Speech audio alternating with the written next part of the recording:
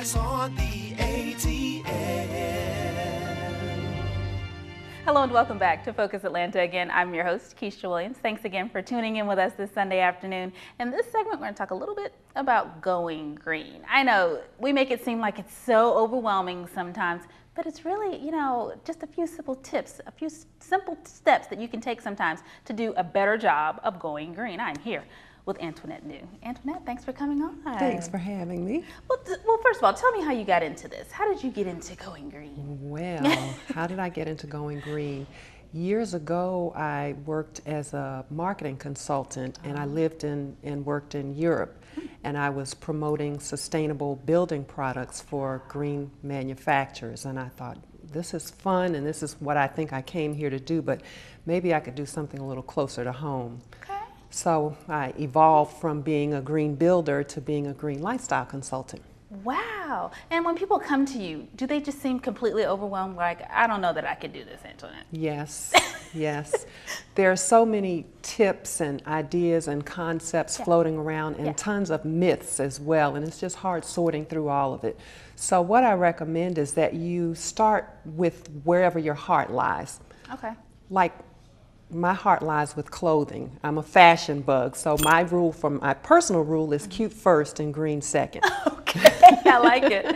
All right. So I say start with whatever is most important to you and go green there, because that's where that's the area that you'll stick to, and that's where you'll be able to make the impact because you can stick to it. It's more fun, it's more passionate, it's more important to you. Okay, well that's a good way for us to start. If it's recycling, if that's your thing, if it's clothing, if that's your thing, start there, as long as you start somewhere. Start somewhere, that's the important thing. And every little bit helps. You don't have to do everything green to feel green. Anything you do helps, because the planet really needs the boost. Now that's a smart tip, because that's probably a big myth. If I'm just doing one thing, I'm really not helping. You're really not green, as they say, or you're a lighter shade of green. And green is green.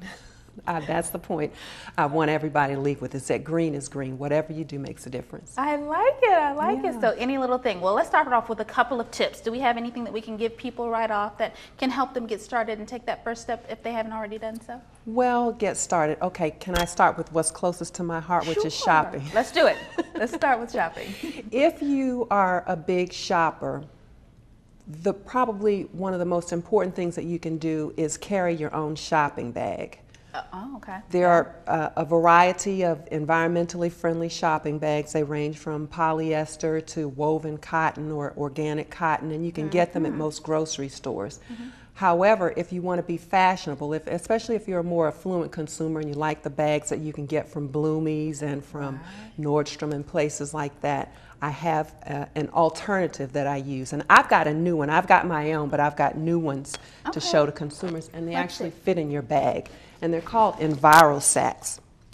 And this one is my favorite one. It's very small. It rolls up. How cute is that? Yeah, and you can fit it in your pocketbook. And if you're a big shopper and you want to take 2 or 3, no problem, because they fold up really small. Yeah. And they look just as fashionable as some of the bags that you get at the mall. You're right. But they're environmentally friendly, and they're reusable, and they're huge. So whatever I fit 2 pair of shoes with boxes in these bags. Now that is so smart. Now see, I wouldn't have even thought about that. That's something that just would have gone right over my head. You don't think about, the bags that you're using when you get to the checkout. And landfills here in the U.S. are full of plastic bags that won't biodegrade for probably 1,000 years. And so that's why using a reusable bag is so important. I love it. Well, before we get too far off, how do they find you? How do they find you and your tips and get some help from you? Do you have a website? I do have a website. My website is greenlivinggoddess.com. I love it. greenlivinggoddess.com. Yes. Okay. And those are Enviro Sacks, and Enviro Sacks has a website, but you can get the link on my website. On your website. So if we go to your website and get you to get us started, you can prompt us to other places that might help us out in other ways. Exactly. That's wonderful. I have a Go Green glossary, and I also have Green Living Goddess TV, and Green Living Goddess TV is where you'll find the tips from this interview. That is wonderful. Okay, so we've got tip number one. Before we close out, let's see if we can give them just one more little hint as to how they can do better in terms of going green. Well, I've got a tip list called How to Go Green Without Losing Your Bling. I like it. And so I wanted to give probably the number 10 tip on that list is buy a hybrid. If you're in the market for a new car and you love bling and don't want to give it up, don't feel bad. Just buy a green hybrid.